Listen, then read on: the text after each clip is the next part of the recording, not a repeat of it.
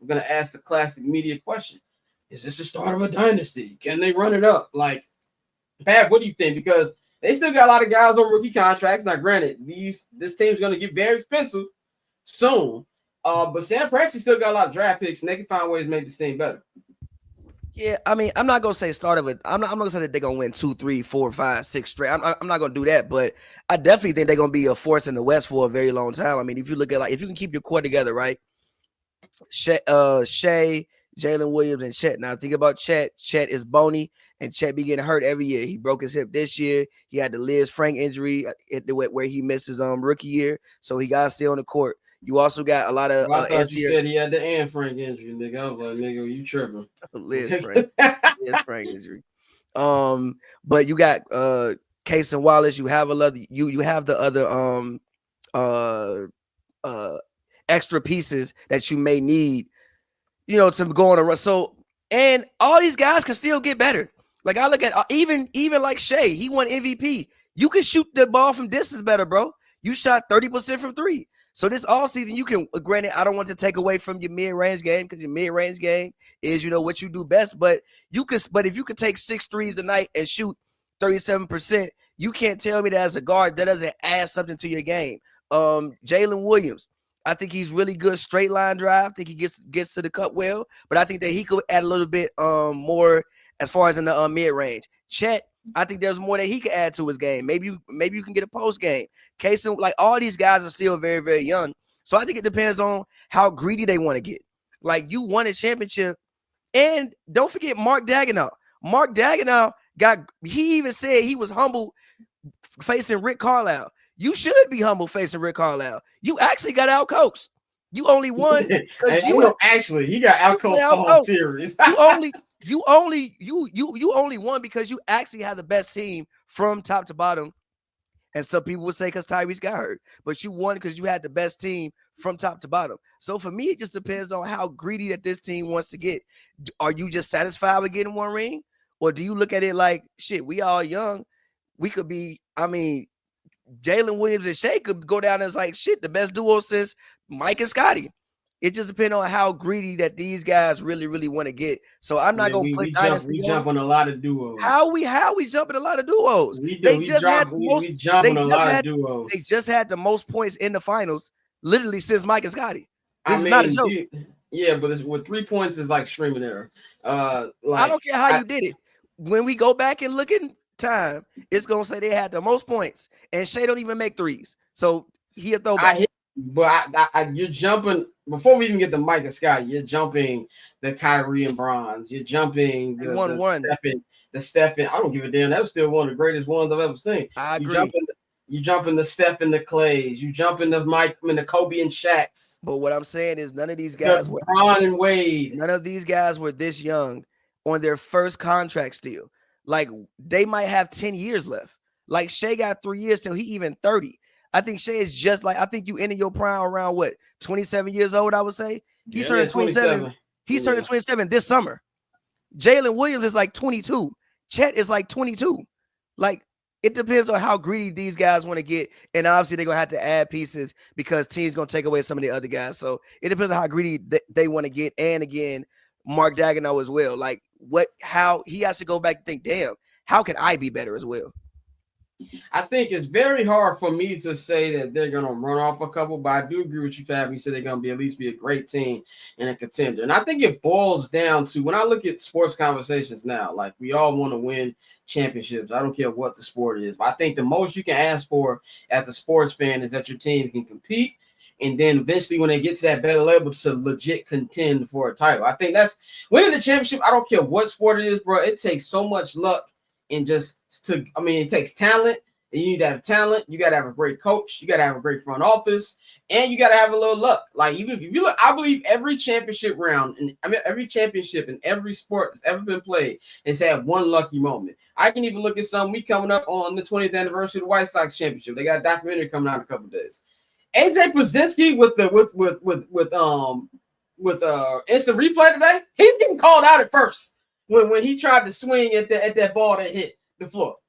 That was something lucky to happen. Led to Joe Crede walk-off. White Sox win the championship. in the World Series. So you have them lucky moments. Like what happens, if the Lakers don't come down for 15 against Portland? You know what I'm saying? What happens if Detroit doesn't come back in 3-2 against New Jersey in 2004? There's so many of these fluky moments happening in these sports that as a sports fan, all you need to ask is for them to compete. And I think that the Thunder are at least going to compete and be legit contenders, which is going to be great. And they got a great general manager, president, and Sam Presti. And I was glad he got his shit off yesterday because this young team might not have caught slander. But niggas was giving Sam Presti the same slander they was giving Brad Stevens and Danny Ainge. Oh, nigga, all them draft picks. You don't want to let go of them draft picks. And I felt like he was going to do a Pac Pitch Me Rolling speech, but I feel like he kind of held himself in a little bit. But what I like about Sam Presti, he gives me not White Sox, but baseball and like a soccer GM type vibe, as we're going to try to at least bring in young talent. We might not go out there and sign the biggest free agent, but I'm going to make sure our pool of young talent is going to be on top. And I think that's going to be something that's going to keep them in there. But today's NBA, everybody kept asking for parity. We got parity now. This is the 7th straight different champion. I know Pav used to talk about the 70s. This is more different than the 70s. 7 straight new champions. At least the next I don't know when's it. Right, exactly. I don't know when's gonna be the next repeat, and we definitely not seeing a three-peat. Like it's been 23 years since the three-peat. We not seeing the Warriors got close and everybody died. Everybody died. You know you got to blame for that? CJ McCollum and the new CBA. So 100%. 100%. Go ahead, Ben. See, I agree with Pavi, but I'll go even further to say that if you feel like you ain't got no dogs on your team, you got all of these assets, you make a trade and you go get them. Because maybe this team is too nice. Maybe this is a team full of, as I've seen the debate go across social media, maybe this is a team full of NBA players who grew up playing with trainers and they ain't grow up playing basketball outside or didn't struggle or didn't know what struggle is. Because this is something that we also got to think about too. And what we had said earlier, a lot of these players don't know struggle. So if you don't really know struggle like that, then you win a title. Are you going to be as hungry as you should to win it? Because if there was a team outside of Boston last year, if there was a team who is set up to at least give you a three-peat, if they get one, or at least back to back, is this team right here. Because you ain't got to pay nobody until next year, really. But if you feel like with all of the assets that you have, and you feel like there's a player or two that is nice, but you can go offer to get a Giannis and go bring him and bring that dog mentality, bring that, hey, I know we won one, but we got to win another one. You do that. You do not rest on your laurels. That's the only thing I'm concerned about this Oklahoma City Thunder. Are they going to be hungry enough when that season come around to really dominate? They've dominated for the most part last year. They didn't make it to the Western Conference Finals, though. They won the title after winning 68 games this year. They didn't necessarily dominate, though. So people got questions. Now you got to come in after winning the ring, and we know how hard it is to win back-to-back, and you got to come in and be demure, or you going to come out here and be too nice. And we saw them barely want to put their neck on the Pacers after Tyrese got hurt. They might have to make a move to ensure that they're at the top, because the West going to be tough, and the West got tougher yesterday. By the way, that's Bang's second demure drop today. Just wanted to. Yeah, because they all nice. They all demure. They all, hey, we won. Hi. Very cutesy. It's just all cute. It's like, hey, we won. Hey, SGA got the look go. SGA is the first player in NBA history that got an accessory after winning the game, and we didn't give a shit. Like, remember when Michael Johnson won the gold? He put them shoes on. I'm about to win the gold medal. You got, like, he had them joints around his neck, and I was just like, shoes that ain't even out yet. I don't think. Like, I don't think they even dropped. What we doing? Like, Tyrese Halliburton hit that game winning shot, came in, put that goddamn Puma on the table. Boom. Yeah. There we go. Let's get it. Ain't no nice. Niggas is too busy selling product. I just want to say this. I tweeted last night. I wish that Shea was a Nike athlete. That commercial would have been hard. Like, well, Converse is on. Converse is incredible. Converse is owned by Nike. I'm like, shut up, nigga. Shut up, Roman Roy. I don't care. Like, it you know ain't what the I same mean? marketing team. Yeah. When he said, when they asked him, how do you stay consistent? And he said, my whole life is consistent on a Nike commercial. Oh my God. Nike would have had that billboard all over Oklahoma. My whole life is consistent. It's hard.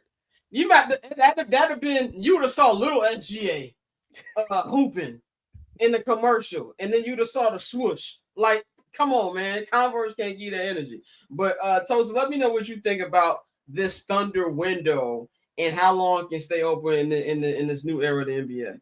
I mean, the sky's the limit for them, right? They're young. Sam Presti's smart. They got a lot of draft picks still.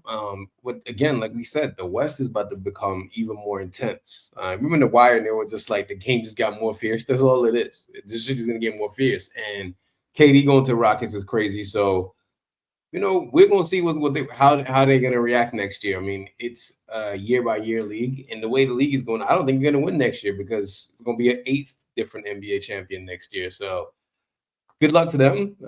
They do have the talent. They do have a bunch of really, really young players as well on good contracts. So we're going to see. But I just don't think next year is going to be their year. I think they did it this year, and next year is going to be just even harder because a lot of people coming back are coming for it in blood. So we're going to see. Yep. Catch I'm Not Gonna Hold You, hosted by Scott Lewis, every Monday and Friday at 5 p.m. Eastern, 2 p.m. Pacific, only on HNB Media and the Barbershop Network.